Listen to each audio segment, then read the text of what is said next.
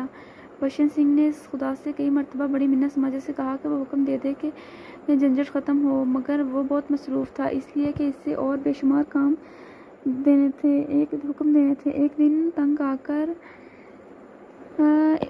وہ اس پر برس پڑا۔ اوپر دی گڑگڑا دی نیکسٹ دی بے دہان دی منگ آف وال آف واہ جی گورا جی دا خالصہ، واہ گرو جی دا خالصہ اینڈ واہ گرو جی دی فتح، جو بولے سو نہال، ست سری اکال۔ اس کا شاید یہ مطلب تھا کہ تم مسلمانوں کے خدا ہو، سکھوں کے خدا ہوتے تو ضرور میری سنتے۔ تبادلے سے کچھ دن پہلے ٹوبہ ٹیک سنگھ جو اس وقت جو ایک مسلمان جو اس کا دوست ملا، ملاقات کے لیے آیا۔ پہلے وہ کبھی نہیں آیا تھا۔ جب بشن سنگھ نے اسے دیکھا تو ایک طرف ہٹ گیا اور واپس جانے لگا، مگر سپاہیوں نے اسے روکا۔ یہ تم سے ملنے آیا ہے، تمہارا دوست فضل الدین ہے۔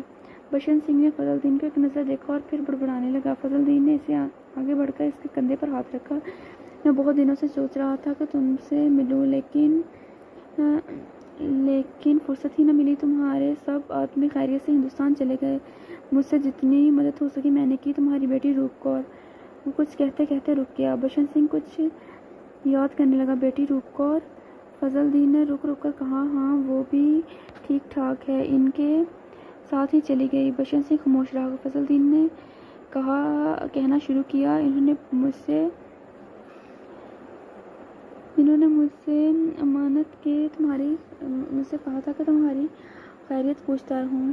اب میں نے سنا ہے تم ہندوستان جا رہے ہو۔ بھائی بلبیر سنگھ اور بھائی وداوا سنگھ سے میرا سلام کہنا، اور بہن امرت کور سے بھی بھائی بلبیر سے کہنا فضل الدین راضی خوشی ہے۔ دو بوئی بھینس جو وہ چھوڑ گئے تھے، ان میں سے ایک نے کٹا دیا اور دوسری کے کٹی ہوئی تھی، پر وہ 6 دن کی ہو کے مر گئی۔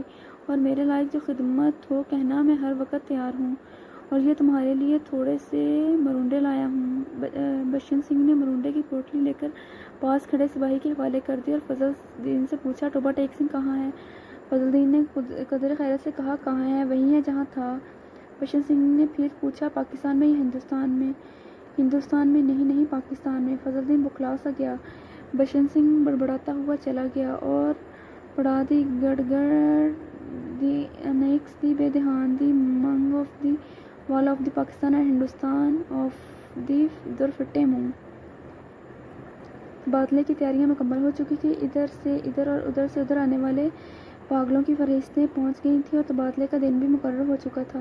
سخت سردیاں تھیں جب لاہور کے پاگل خانے سے ہندو سکھ پاگلوں سے بھری ہوئی لاریاں پولیس کے محافظ دستے کے ساتھ روانہ ہوئیں۔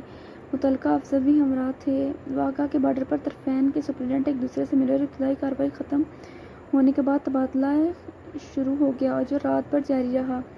پاگلوں کو لاریوں سے نکالنا اور ان کو دوسرے افسروں کے حوالے کرنا بڑا گھٹن کام تھا۔ بعض تو باہر نکلتے ہی نہیں تھے، جو نکلنے پر راضی ہوتے تھے ان کو سنبھالنا مشکل ہو جاتا تھا، کیونکہ ادھر ادھر بھاگ اٹھتے تھے۔ جو ننگے تھے ان کو کپڑے پہنائے جاتے تھے، وہ پھاڑ کر اپنا تن سے جدا کر دیتے تھے۔ کوئی گالیاں بک رہا تھا، کوئی گا رہا تھا، آپس میں لڑ جھگڑ رہے تھے، رو رہے تھے، بلک رہے تھے، کان پڑی آواز سنائی نہیں دیتی۔